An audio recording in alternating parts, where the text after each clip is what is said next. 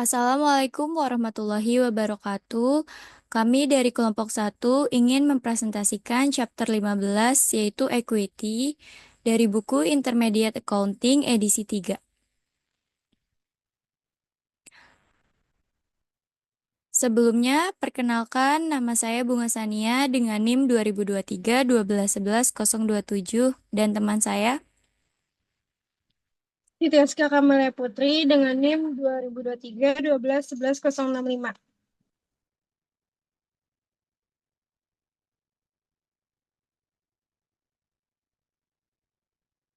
Pertama-tama di sini ada learning objective. Yang pertama yaitu menjelaskan bentuk perusahaan dan penerbitan saham. Yang kedua menjelaskan akuntansi dan pelaporan untuk saham treasury. Yang ketiga menjelaskan masalah akuntansi dan pelaporan yang terkait dividen. Dan yang keempat yaitu tunjukkan cara menyajikan dan menganalisis ekuitas.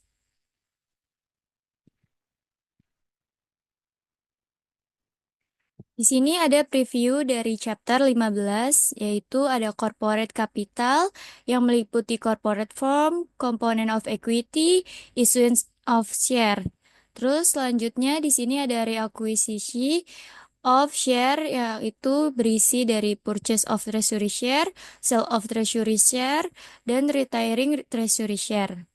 Lalu selanjutnya ada dividend policy, yaitu financial condition and dividend distribution. Yang kedua ada types of dividend. Yang ketiga ada share dividend and share split. Dan yang terakhir di sini ada presentation and analysis. Yang pertama ada presentation of equity dan yang kedua ada analysis of equity.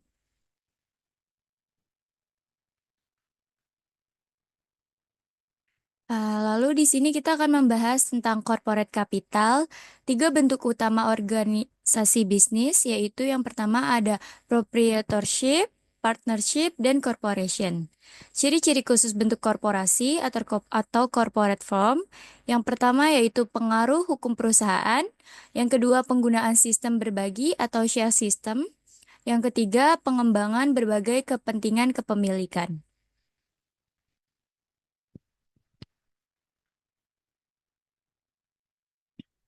Corporate law, di sini yang pertama, perusahaan harus menyerahkan anggaran dasar kepada lembaga pemerintah yang sesuai di negara tempat pendiriannya diinginkan.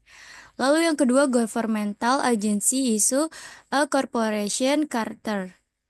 Lalu yang ketiga di sini ada advantage to incorporate, di mana undang-undang mendukung bentuk organisasi bisnis korporasi.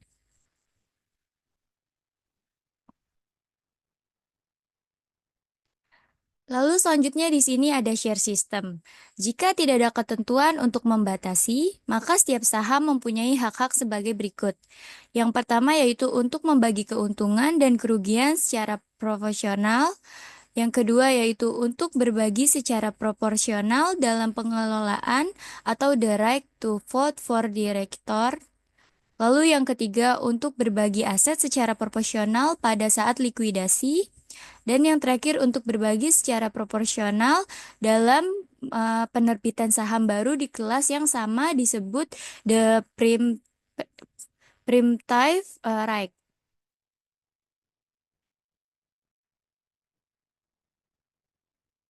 Lalu selanjutnya di sini ada variety of ownership interest.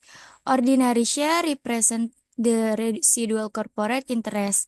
Yang pertama yaitu menanggung resiko kerugian terbesar, yang kedua menerima manfaat kesuksesan, dan yang ketiga itu tidak ada jaminan dividen atau aset pada saat pembubaran. Preference share diciptakan berdasarkan kontrak. Ketika pemegang saham mengorbankan hak-hak tertentu dengan imbalan hak atau keistimewaan lainnya, biasanya disebut dividend preference.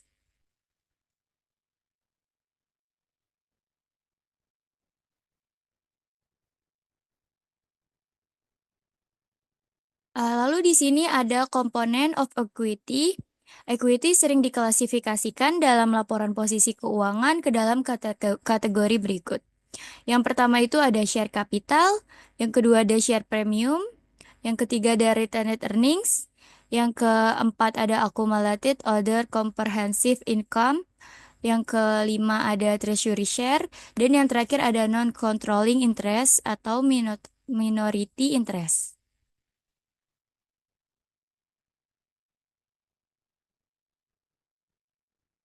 Lalu di sini ada komponen of equity yang selanjutnya, yaitu dimulai dari contribute capital, lalu ada ordinary share dan preference share, lalu dilanjutkan dengan share premium.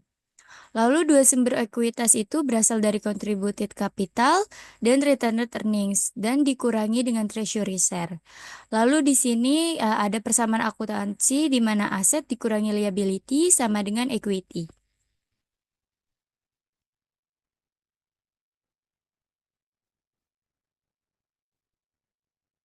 Issuance of share. Masalah akuntansi yang terlibat dalam penerbitan saham ada beberapa macam, yaitu di sini yang pertama saham dengan nilai nominal, yang kedua saham tanpa nilai par atau tanpa nilai nominal, yang ketiga saham yang diterbitkan dalam kombinasi dengan sekuritas lainnya, lalu selanjutnya ada saham yang diterbitkan dalam transaksi non-tunai, dan yang terakhir ada biaya penerbitan saham. Pertama-tama di sini kita akan membahas par value share. Nilai par yang rendah membantu perusahaan menghindari kewajiban kontingensi. Perusahaan itu memelihara akun untuk yang pertama itu preference share atau ordinary share dan yang kedua itu untuk share premium.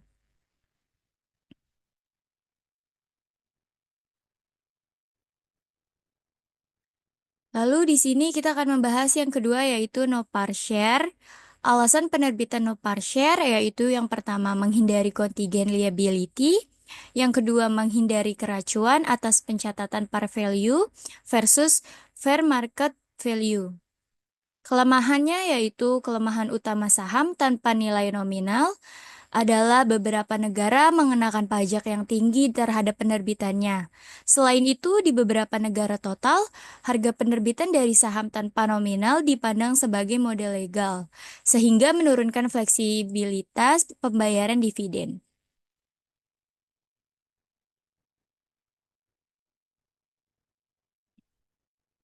Lalu di sini ada ilustrasi di mana video elektronik AG memiliki 10.000 saham biasa atau ordinary share yang diotorisasi tanpa nilai nominal.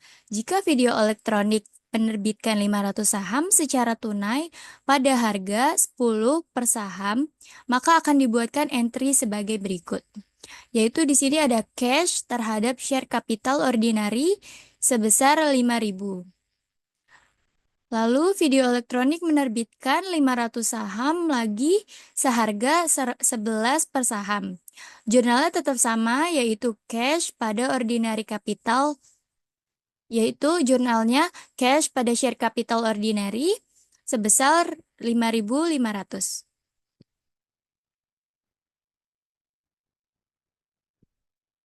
Di sini ada contoh ilustrasi lainnya, yaitu beberapa negara mengharuskan saham tanpa nilai nominal memiliki nilai yang ditetapkan. Jika perusahaan menerbitkan 1.000 saham dengan nilai yang ditetapkan sebesar 5, pada harga 15 per saham secara tunai, maka perusahaan akan membuat entry sebagai berikut. Cash pada share capital ordinary, share premium ordinary cash sebesar 13.000, pada share capital ordinary sebesar 5.000, lalu pada share premium ordinary sebesar 10.000.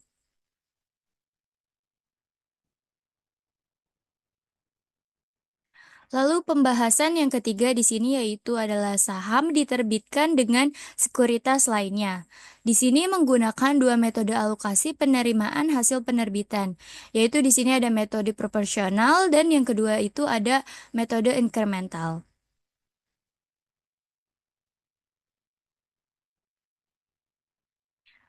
Pada metode proporsional ini kita ada contoh soal yaitu Ravenet Corporation menerbitkan 300 saham biasa nominal $10 per lembar dan 100 saham preferen nominal $50 per lembar pada harga lamsam yaitu $13.500. Saham biasa mempunyai harga pasar sebesar $20 per saham dan saham preferred mempunyai harga pasar yaitu sebesar $90 per saham.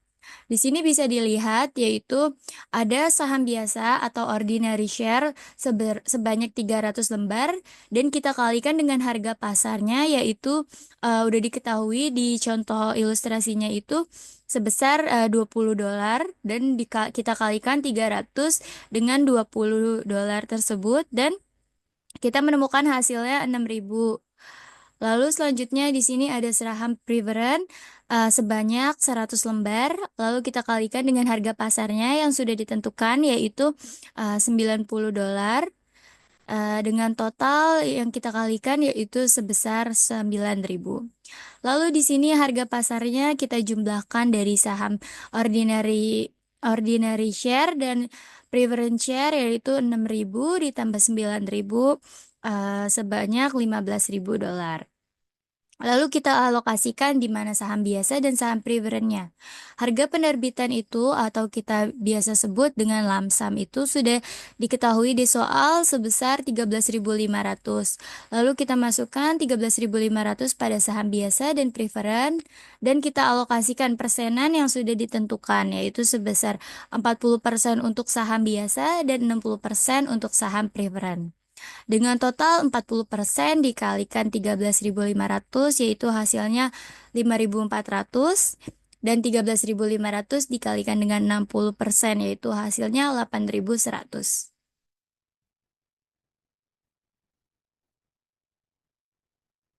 Lalu di sini karena kita udah kerjain, lalu kita bisa menentukan jurnal entry untuk metode proporsional, di mana cash sebesar 13.500. Lalu pada share capital preference sebesar 5.000, di mana hasil dari 100 saham dikalikan dengan harganya yaitu $50. Lalu kita nemukan harganya 5.000. Lalu di sini share premium preference kita taruh 3.100. Lalu selanjutnya share capital ordinary 300 dikali dengan 10 per lembarnya. Jadi kita temukan hasilnya 3.000. Lalu dan yang terakhir di sini share premium ordinary sebesar 2.400.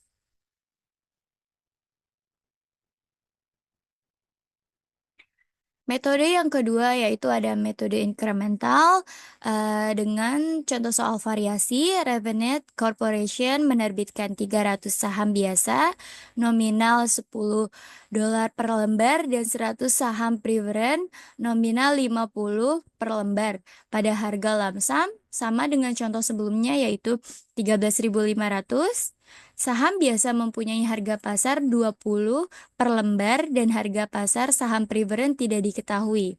Sedangkan pada contoh sebelumnya itu harga pasar saham preferrednya diketahui dan di contoh ini tidak diketahui. Lalu di sini langsung kita masukin aja kayak yang tadi saham biasanya kita kaliin 300 dikali dengan 20 per lembarnya per sahamnya. Jadi kita ketemu hasilnya 6.000.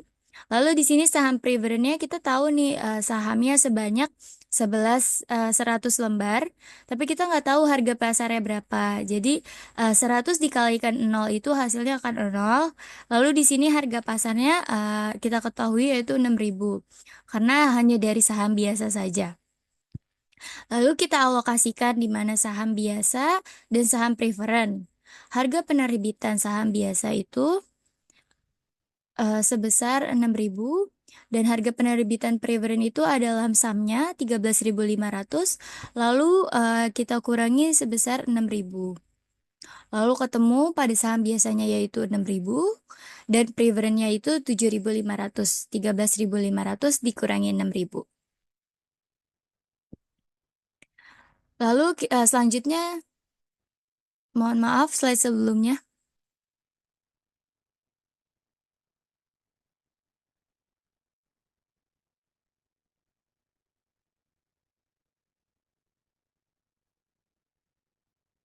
Lalu di sini jurnalnya yang tadi. Lalu setelah kita mengerjakan soalnya, kita bisa menemukan jurnal entry-nya, yaitu cash sebesar 13.500. Lalu pada share capital preference yaitu 100 dikalikan $50 yaitu 5.000. Lalu share premium preference sebesar 2.500. Pada share capital ordinary 300 dikalikan 10 yaitu 3.000. Dan yang terakhir share premium ordinary sebesar 3.000.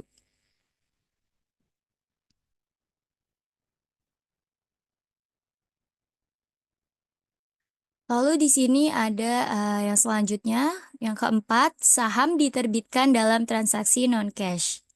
Pedoman umumnya, perusahaan harus mencatat saham yang diterbitkan untuk barang dan jasa selain kas pada yang pertama itu harga pasar barang dan jasa yang diterima. Lalu yang kedua, jika harga pasar barang atau jasa tidak dapat diukur secara andal, maka gunakan harga pasar saham yang diterbitkan.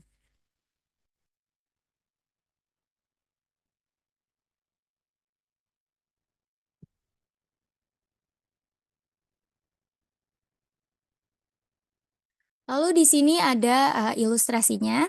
Rangkaian transaksi berikut mengilustrasikan prosedur pencatatan penerbitan 10.000 lembar saham biasa bernilai nominal 10 untuk paten bagi Marlowe Company dalam berbagai keadaan. Di sini yang pertama itu Marlowe tidak dapat dengan mudah menentukan nilai wajar paten, tetapi ia mengetahui nilai wajar sahamnya adalah 140.000. Lalu di sini kita bisa ketahui jurnalnya, yaitu paten sebesar 140.000, lalu share capital ordinary 100.000, di mana 10.000 lembar saham dikalikan dengan 10 euro, maka kita temukan 100.000.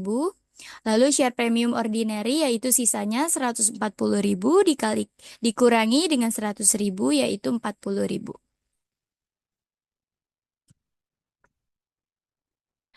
Lalu ini ada dalam keadaan yang kedua, Marlowe tidak dapat dengan mudah menentukan nilai wajar saham, tetapi menentukan nilai wajar paten sebesar 150.000.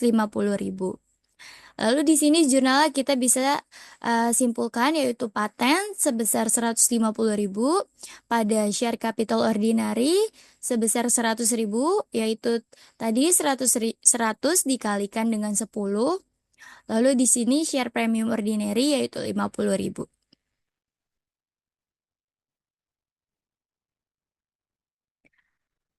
Di sini pada keadaan yang ketiga yaitu Marlowe tidak dapat dengan mudah menentukan nilai wajar saham maupun nilai wajar paten.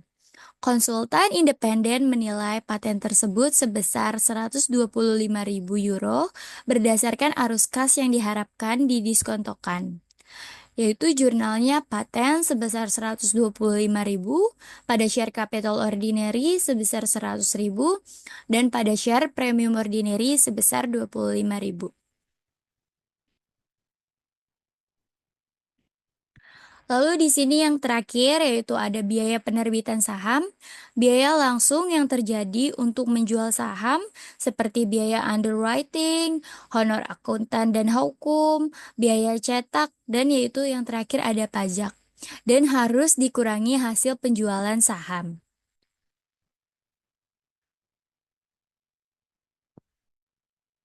Lalu selanjutnya yaitu ada preference share, fitur yang sering dikaitkan dengan saham preference. Yang pertama itu ada preference terhadap dividen, yang kedua ada preference terhadap aset jika terjadi likuidasi, yang ketiga dapat dikonversi menjadi saham biasa, yang keempat dapat dipanggil sesuai pilihan korporasi, dan yang terakhir ada non-voting.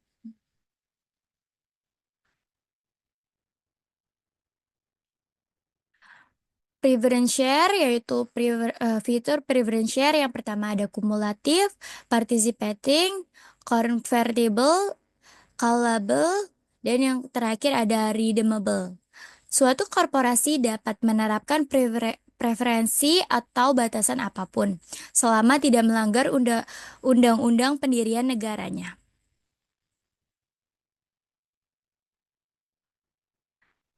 Di sini ada ilustrasi yaitu Bishop PLS, PLC menerbitkan 10.000 lembar saham preference dengan nilai nominal 10 dengan harga tunai 12 per lembar.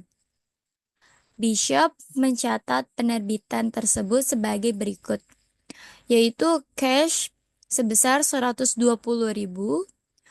pada share capital preference sebesar 10.000, dan pada share ordinary preference sebesar 20.000. Cash 120.000 ini dari 10.000 lembar saham yang dikalikan dengan 12. Lalu di sini 100.000 itu dari 10.000 saham dikalikan dengan 10.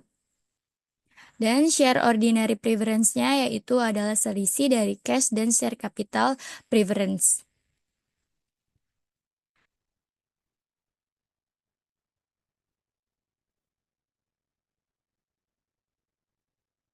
Pre-acquisition of share. Perusahaan membeli sahamnya yang beredar untuk yang pertama itu ada membagikan kelebihan kas kepada para pemegang saham yang efisien pajak. Yang kedua, meningkatkan laba per saham dan imbalan hasil ekuitas atau biasa kita sebut dengan ROE. Lalu selanjutnya ada memberikan saham untuk kontrak kompensasi karyawan atau untuk memenuhi kebutuhan merger. Lalu selanjutnya ada mencegah upaya pengambil alihan perusahaan atau mengurangi jumlah pemegang saham. Dan yang terakhir itu adalah untuk mempengaruhi pasar saham.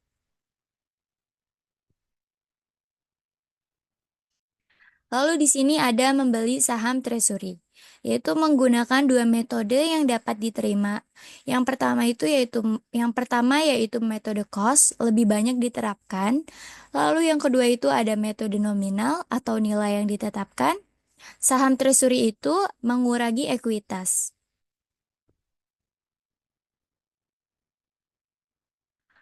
Lalu selanjutnya di sini ada purchase of treasury share.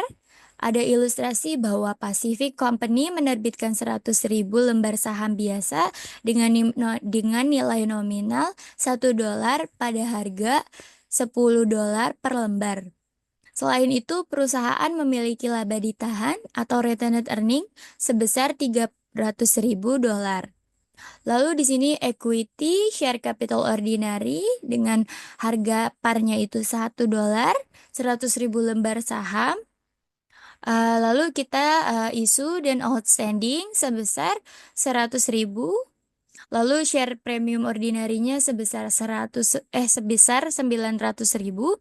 dan laba ditahannya sesuai dengan ilustrasinya yaitu sebesar 300.000. Dengan total equity kita tambah 100.000, 900.000 dan 300.000 sehingga total equity-nya sebesar $1.300.000.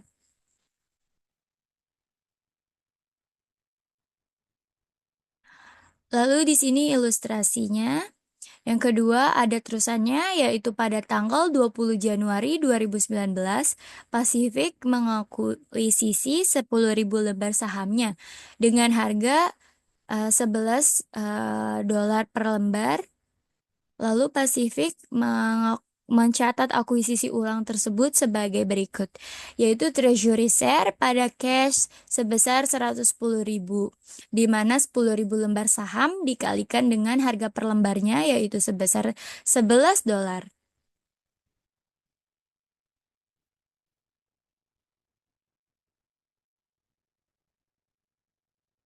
Lalu ilustrasi yang selanjutnya itu di sini bagian ekuitas untuk Pacific setelah pembelian saham treasury yang mula-mula itu 1.300.000.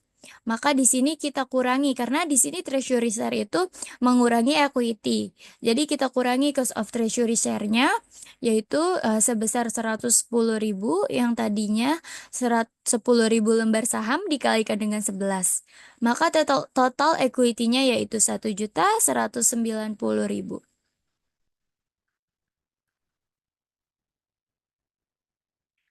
Penjualan saham treasury itu ada dua, yaitu ada above cost atau di atas cost, dan yang kedua ada below cost atau di bawah cost.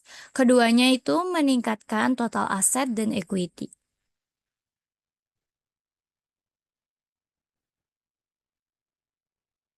Lalu selanjutnya akan dilanjutkan dengan Siti Askia.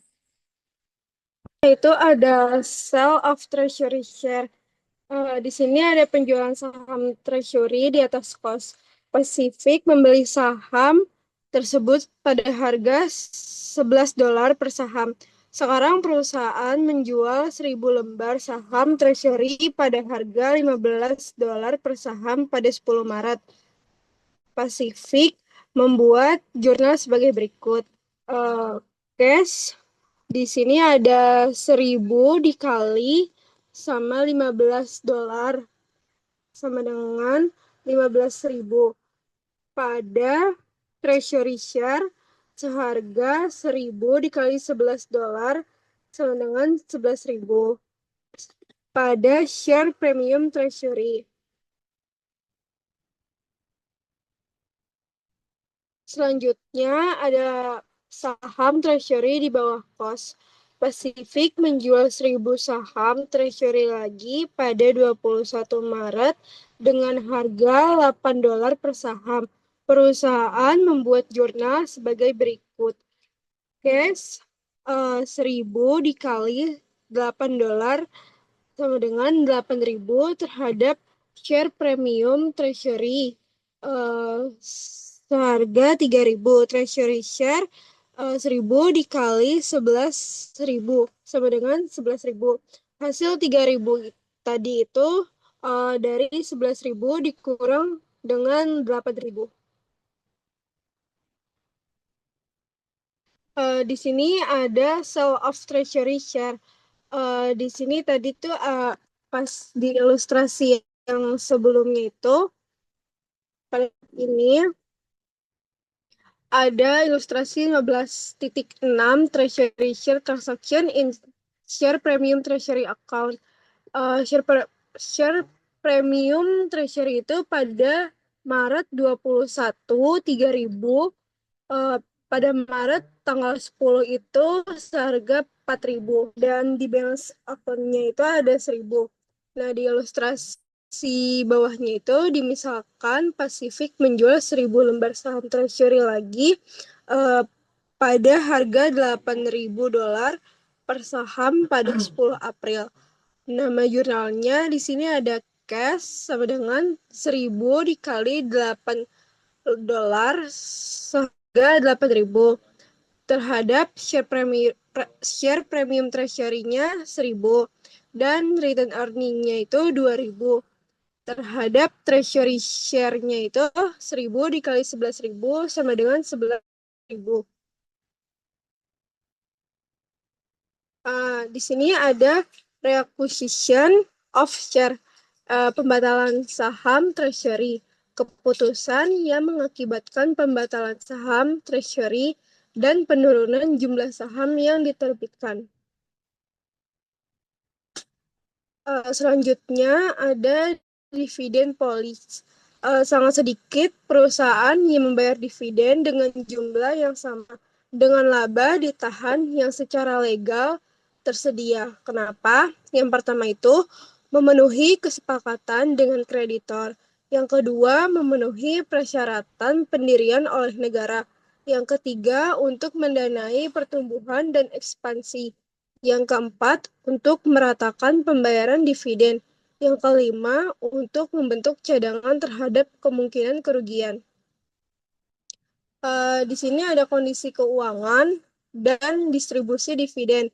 Yang pertama itu, sebelum mengumumkan dividen, manajemen harus mempertimbangkan ketersediaan dana untuk membayar dividen. Yang kedua, tidak boleh membayar dividen kecuali posisi keuangan sekarang dan masa depan menjamin pembagian dividen. Di sini selanjutnya ada jenis-jenis dividen. Yang pertama itu ada dividen tunai. Dividen tunai itu adalah jenis dividen yang paling umum, di mana perusahaan membayarkan dividen dalam bentuk uang tunai kepada pemegang saham. Ini biasanya dilakukan secara berkala, seperti setiap kuartal atau tahun. Yang kedua ada dividen properti. Dividen properti adalah dividen yang dibayarkan dalam bentuk aset selain uang tunai, seperti barang fisik atau real estate. Ini lebih jarang terjadi dibandingkan dengan dividen tunai, tetapi digunakan oleh perusahaan yang memiliki aset yang tidak berbentuk tunai. Yang ketiga ada dividen likuidasi. Dividen likuidasi ini diberikan ketika perusahaan memutuskan untuk menghentikan operasi dan membagikan aset yang tersisa kepada pemegang saham. Ini biasanya terjadi dalam situasi di mana perusahaan sedang mengalami kebangkrutan atau penutupan. Yang keempat ini ada dividen saham. Um, Dividen ini dikenal juga sebagai dividen saham. Ini adalah dividen yang dibayarkan dalam bentuk saham tambahan dari perusahaan yang sama kepada pemegang saham. Ini meningkatkan jumlah saham yang dimiliki oleh pemegang saham tanpa mengubah nilai total investasi mereka. Semua dividen kecuali dividen saham mengurangi ekuitas total perusahaan. Dividen tunai di sini ada tiga, yaitu Dewan Komisaris memutuskan untuk mengumumkan dividen tunai. Yang kedua, dividen tunai yang diumumkan adalah kewajiban. Yang ketiga, perusahaan mengumumkan dan membagi dividen tunai saham treasury. Di sini ada 3 tanggal. Yang pertama yaitu ada tanggal pengumuman, tanggal pencatatan, dan tanggal pembayaran.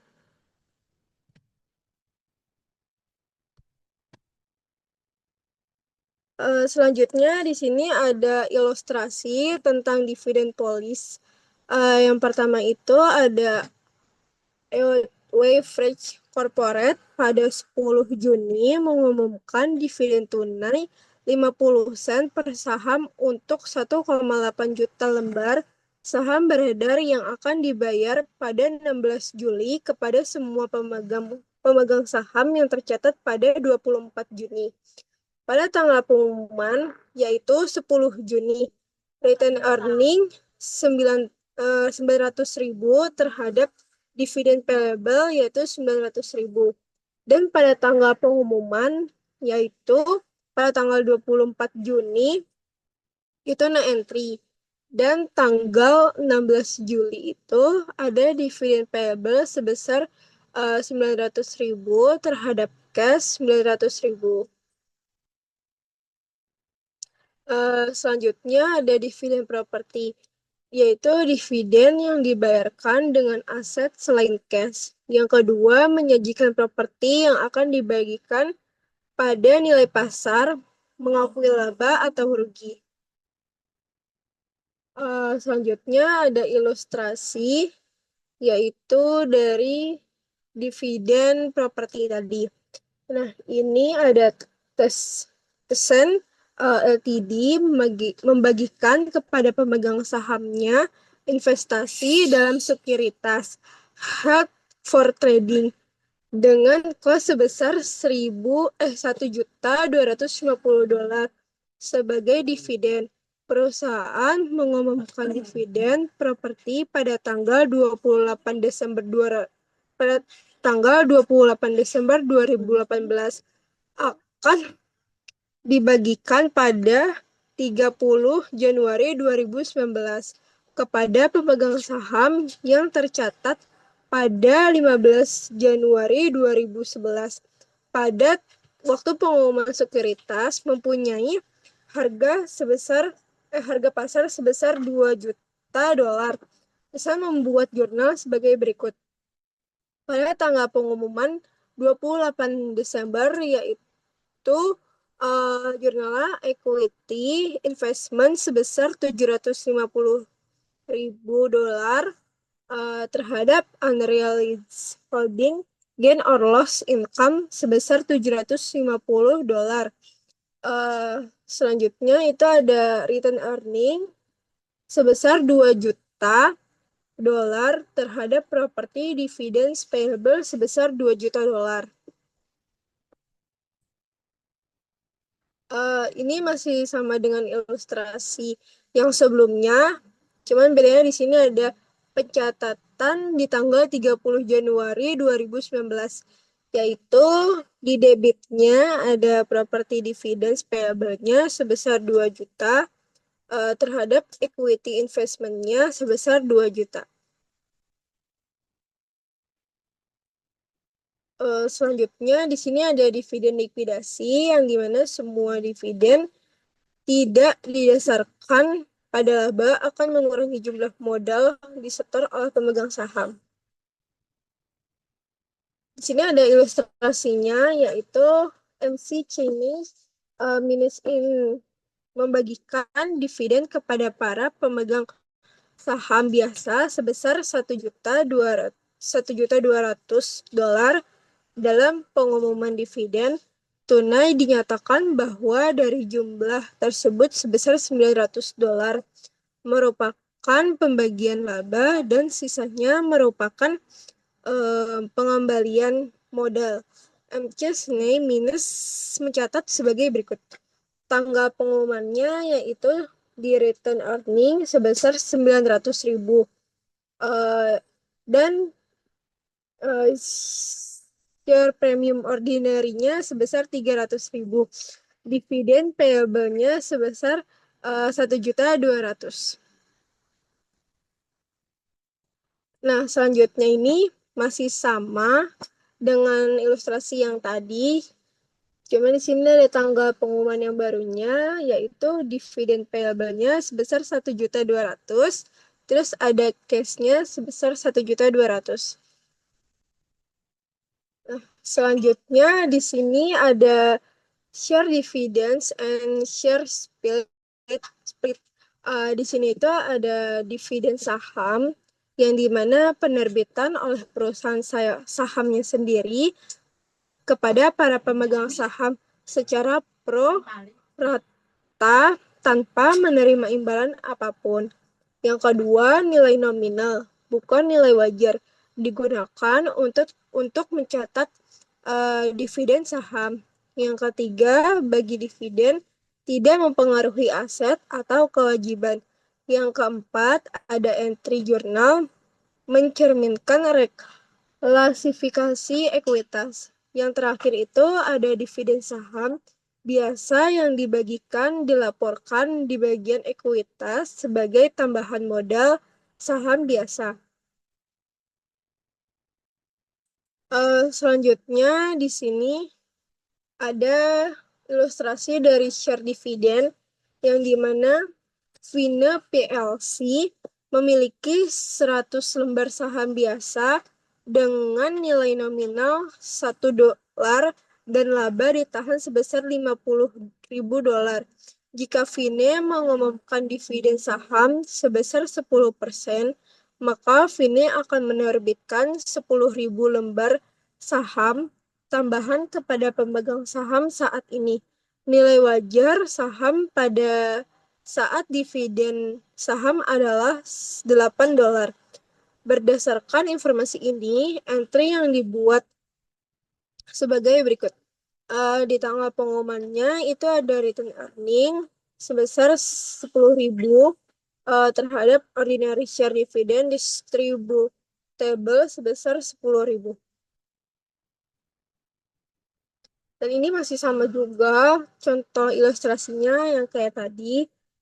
Tapi di sini ada tanggal pembagiannya juga yang berbeda, yaitu ada ordinary share dividend distributed-nya sebesar 10.000 terhadap share capital ordinary-nya sebesar 10.000. Selanjutnya di sini ada dividend and share split, yaitu share split. Yang pertama, untuk mengurangi nilai pasar saham. Yang kedua, tidak ada entry yang dicatat untuk pembagian saham. Yang ketiga, mengurangi nilai nominal dan meningkatkan jumlah saham. Di sini ada ilustrasi 15.3, effect of a share split, yang dimana equity before 2-for-1 split, yaitu share capital ordinary sebesar 100.000 share at satu par sama dengan ini dikali sama dengan 100.000 dolar. Terus return earning-nya sebesar 50.000 dolar. Totalnya di sini ada 150.000 dolar. Terus di sini ada equity after two for satu split, for one split. Share capital ordinary-nya di sini ada 200 share 50 par sama dengan 100.000 dolar. Terus return earning-nya sama dengan 50.000 dolar sama dengan 150 dolar, 150.000 dolar. Di sini ada perbedaan tentang share split sama share dividen. Yang pertama, share dividen ini ada meningkatkan jumlah saham beredar. Yang kedua ini tidak mengurangi nilai par. Yang ketiga, meningkatkan total nilai nominal saham yang beredar. Nah, perbedaannya dengan share split itu, ini ada meningkatkan jumlah saham yang beredar dan mengurangi nilai nominal atau yang dinyatakan per saham. Di sini ada presentation and analysis of equity. Nah, presentation of equity ini ada contoh dari ilustrasi Frost SPA Equity pada tanggal Desember 31, 2019. Di sini ada share capital preference-nya sebesar 100 euro per value dengan 7% kumulatif. Nah, di sini ada 100.000 share out, out Horizon sebesar 30. Nah, 30.000 share issued and outstanding-nya yaitu 100.000 dikali sama dengan 30.000 sama dengan 3 juta. Terus di sini ada share capital ordinary-nya, nopar, asset value-nya sebesar 10 euro per share, terus 500 share authorized, terus ada 400.000 share issued sama dengan 4 juta. Terus ada ordinary share dividend distributable sebesar 200.000 di debitnya.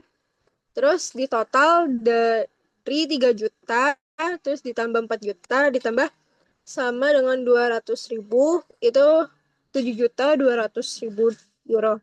Terus di sini ada jurnal share premium preference sebesar 150 euro. Terus ada share premium ordinary-nya sebesar 840.000 euro sama dengan 990.000 euro. Terus ada return earning-nya sebesar 4.360. Ini total 4.360 itu dikurang dari 7.200 dikurang sama 990.000.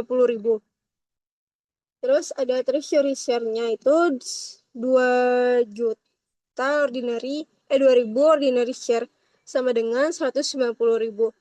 Terus ada accumulated ada comprehensive loss sebesar 360. Jadi total semuanya itu total equity-nya sebesar 12 juta euro. Terus ada presentation of statement of change in equity. Di sini ada contoh ilustrasi dari 15.7, yaitu di Januari tanggal 1 itu ada Januari tanggal 1 2015 itu ada number of subscribed share outstanding sebesar 9 juta 8 sebesar 900 juta 18.000 sekian. Terus ada subscriber kapitalnya itu sebesar 1,176.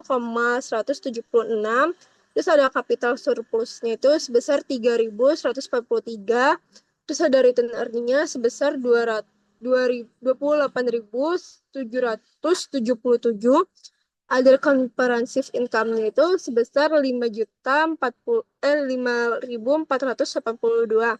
Ada equity of shareholders of BASFSE yaitu sebesar 27.614.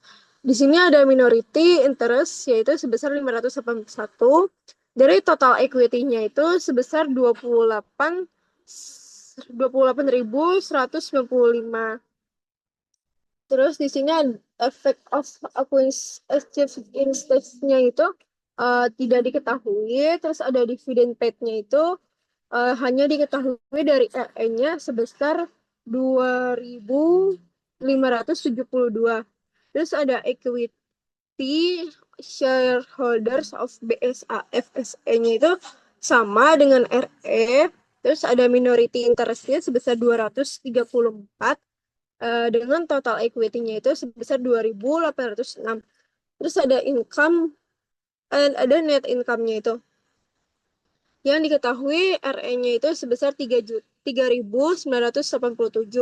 Terus equity of shareholders itu sebesar 3.987 dengan minority interest-nya itu sebesar 314 dengan total equity-nya itu sebesar 4.301. Terus di sini ada income and expense recognize direksi in equity-nya itu yang diketahui hanya ada comprehensive income sebesar 1.893. Equity of shareholders-nya itu sama dengan other comprehensive dengan minority interest-nya itu 202 dengan total equity-nya itu 2.095. Terus di sini dengan totalnya itu dengan change in scope of consolidation other change-nya itu di sini diketahui dengan capital surplus-nya 2, return earning-nya itu 72, other comprehensive-nya itu 68, of equity of shareholders-nya itu 6, minority interest-nya itu 234, total equity-nya itu 240. Dengan total masing-masing dari akun di atas ini Desember 31 2015 itu number of subscription outstanding-nya itu 19.991 sekian dengan subscriber kapitalnya itu 1,1176, kapital surplusnya itu 3.141, RE-nya itu 30.120, other comprehensive-nya itu 3.521 itu minus. Terus equity of shareholders-nya itu 30.916 itu ada minority interest-nya sebesar 6.209, total equity-nya 31.545. Terus selanjutnya di sini ada presentation and analysis of equity-nya. Ini selanjutnya ada analisisnya dengan ilustrasi Gerber memiliki laba sebesar $360.000. Dividen preferensinya yang diumumkan dan dibayarkan sebesar $54.000 dan ekuitas pemegang saham biasa rata-rata $2.550. Di sini ada rumusnya yaitu return on ordinary share equity sama dengan net income dikurang preference dividend dibagi dengan average ordinary shareholders equity. Net income-nya sebesar $360.000. Terus di sini ada $54.000 dengan preference dividennya. Terus ada 2 juta dibagi 2.550 ribu dolar sama dengan 12%. Di sini rasio menunjukkan beberapa jumlah bersih perusahaan yang diperoleh untuk setiap rupiah yang diinvestasikan oleh pemilik. Terus di sini dengan ilustrasi selanjutnya, Troy SA memiliki dividen tunai sebesar 1.000 dolar dan laba bersih sebesar 500.000 dolar dan tidak ada saham preference yang beredar. Di sini ada rumusnya payout ratio sama dengan cash dividend dibagi net income dikurang preference dividend sama dengan 100.000 dibagi dengan 500.000 sama dengan 20%. Penting bagi beberapa investor bahwa biaya pembayaran dividen atau payout cukup tinggi untuk memberikan hasil yang baik atas sahamnya. Selanjutnya dengan ilustrasi yang berbeda lagi, ini ada chain ekuitas pemegang saham biasa adalah sebesar 1 juta dolar dari memiliki dan memiliki 100.000 saham yang beredar. Di sini ada rumus dengan book value per share sama dengan ordinary shareholders equity dibagi outstanding share. Sama dengan 1 juta dolar dibagi dengan 100.000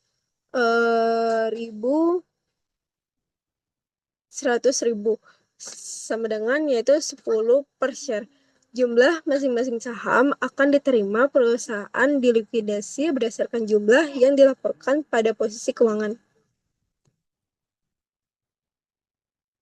Selanjutnya ada dividen preference. Di sini ada ilustrasi pada tahun 2019 Mason Company membagi dividen tunai sebesar 50.000 dolar kepada saham biasa beredar yang memiliki nilai nominal sebesar 40.000 dolar dan saham preferensinya 6% beredar yang memiliki nilai nominal sebesar 100.000 dolar. Yang pertama itu, jika saham preference tidak kumulatif dan tidak berpartisipasi. Di sini ada nama akunnya yaitu 6% of 100.000 di preference-nya itu sebesar 6.000. Di ordinary-nya itu tidak diketahui dengan total 6.000. Terus di remainder to ordinary-nya preference-nya itu tidak diketahui. Di ordinary-nya itu sebesar 44.000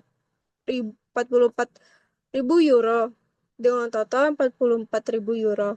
Terus totalnya itu di preference-nya itu sebesar 6.000 euro. Total ordinary-nya itu sebesar 44.000 euro. Totalnya yaitu 44.000 ditambah 6.000 sebesar 50.000 euro. Selanjutnya ini masih dengan ilustrasi yang sama tetapi dengan kasus yang berbeda. Di sini ada jika saham preference kumulatif dan tidak berpartisipasi, AK dan Mason Company tidak membayar dividen kepada saham preference dalam 2 tahun sebelumnya.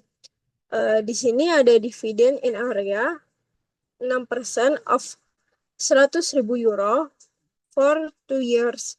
Nah, preference-nya ini sebesar 12.000 euro.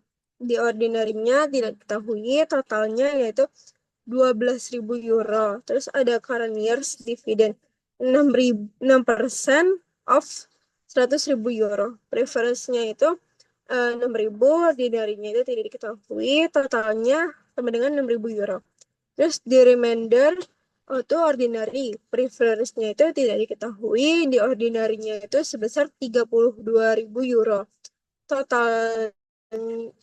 Total dari preference-nya itu sebesar 18.000 euro, terus di ordinary-nya itu sebesar 32.000 euro. Terus total dari semuanya itu ada 12.000 ditambah 6.000 ditambah 32.000 sama dengan 50.000 euro. Di sini dengan kasus selanjutnya, jika saham preference tidak kumulatif dan berpartisipasi penuh.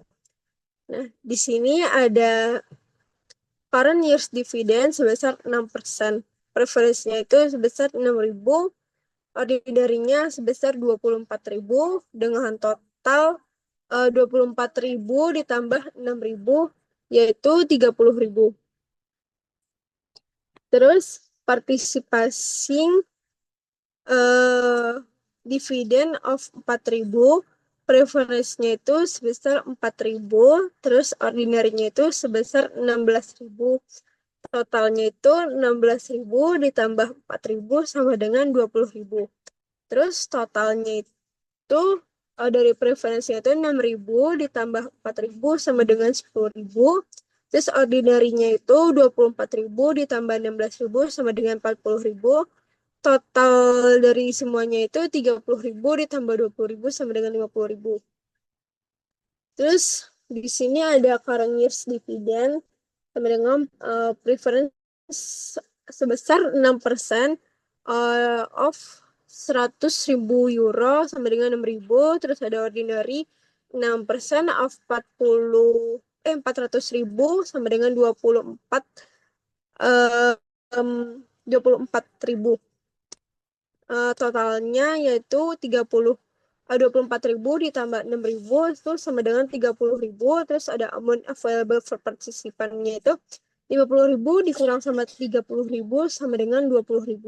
Terus par value of share debt to participate-nya itu 100.000 ditambah 400.000 euro sama dengan 500 euro. Terus 500.000 euro. Terus ada rate of participation-nya itu 20.000 euro ditambah 500.000 euro. Ini dijadiin persen sama dengan 4%. Terus ada partisipasi dividennya itu dengan preference-nya itu 4%. Dikali sama 100.000 euro. Totalnya itu ada 4.000 euro. Terus ada ordinary-nya sebesar 4%. Dikali sama 400.000 euro. Hasilnya itu 16.000. Jadi totalnya itu ada 16.000 ditambah 4.000 sama dengan 20.000. Selanjutnya yaitu dividen preference-nya itu pada ini sama aja kasusnya, cuman sahamnya terakhir ini jika saham preference kumulatif berpartisipasi penuh dan mention company membayar dividen kepada saham preference dalam 2 tahun sebelumnya, yaitu dividends in area sebesar 6% dikali 100.000 untuk 2 tahun itu sebesar di preferensinya 12.000. Terus ada current dividennya itu sebesar 6% di 6.000. Terus participation dividennya itu 1,6%. Terus 8.000 dibagi 500.000 euro. Itu sebesar 1.600 euro. Terus totalnya dari preferensi itu sebesar 12.000 ditambah 6.000 ditambah 1.600 sama dengan 19.600. Terus di ordinary-nya itu current year's dividend-nya itu 6%, 24%. Terus participating dividend-nya itu sebesar 6.400. Totalnya yaitu 30.400.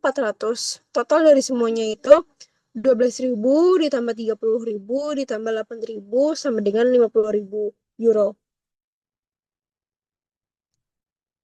Di sini selanjutnya yaitu ada book value per share.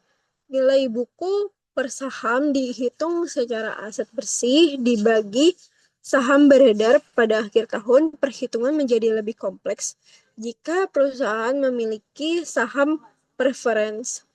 Nah, di sini ada ilustrasi 15A.5. Equity-nya itu preference share sebesar 5%. Terus preference-nya itu 300.000 euro. Terus di ordinary-nya tidak diketahui. Ordinary share-nya di preference tidak diketahui. di ordinary shares, tapi di ordinary-nya itu sebesar 400.000 euro. Terus share premium ordinary-nya di preference tidak diketahui. Di ordinary-nya itu sebesar 37.500. Terus di return earning-nya di preference tidak diketahui. Di ordinary-nya sebesar 100.062.582 euro. Terus total dari preference-nya itu sebesar 300.000 euro. Di ordinary-nya itu sebesar 600.082 euro. Terus di sini ada share outstanding-nya. Di preference tidak diketahui. Total share outstanding ordinary-nya itu di sini ada 4.000. Jadi total book value per share-nya di preference-nya sebesar. Nah, terus ordinary-nya itu di sini sebesar 152 euro. Nah, di sini yang terakhir itu ada book value per share juga, tapi dimisalkan dengan fakta yang sama, kecuali saham preference 5%, di